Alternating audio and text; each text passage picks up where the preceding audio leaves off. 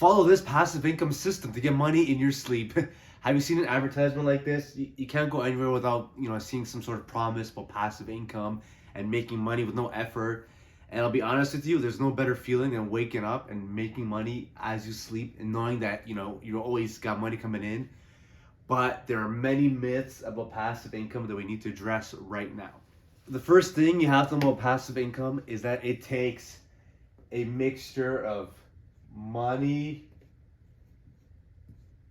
and time and effort.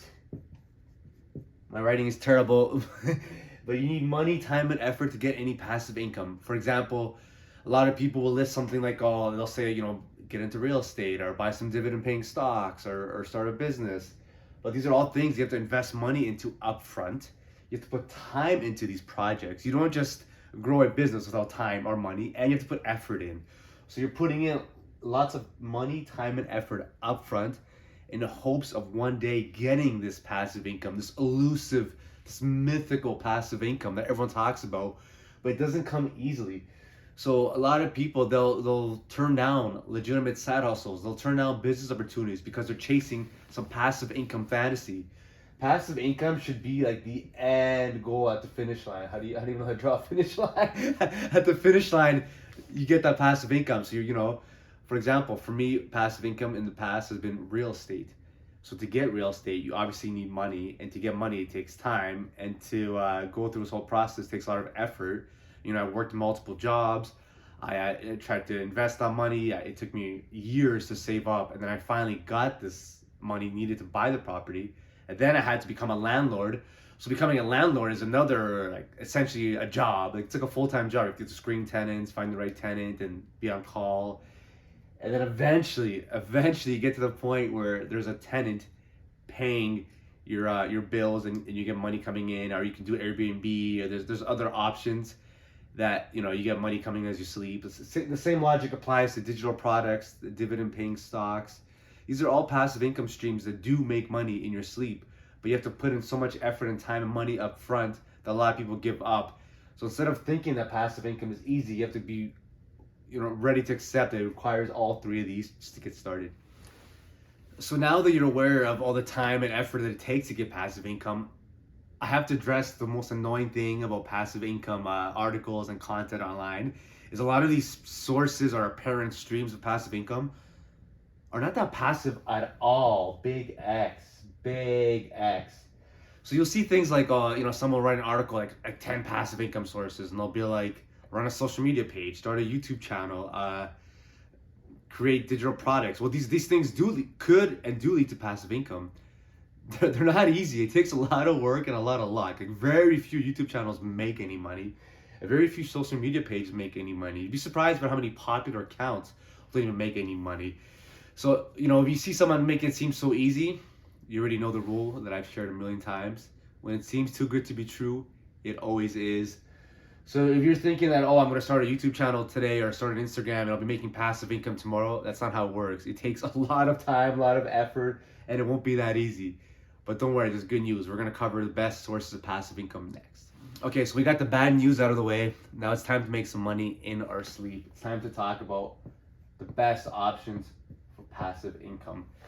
So no list would be complete without, as we already mentioned, real estate. So real estate covers anything from not really flipping, but from trying to be a landlord to short-term rentals like Airbnb.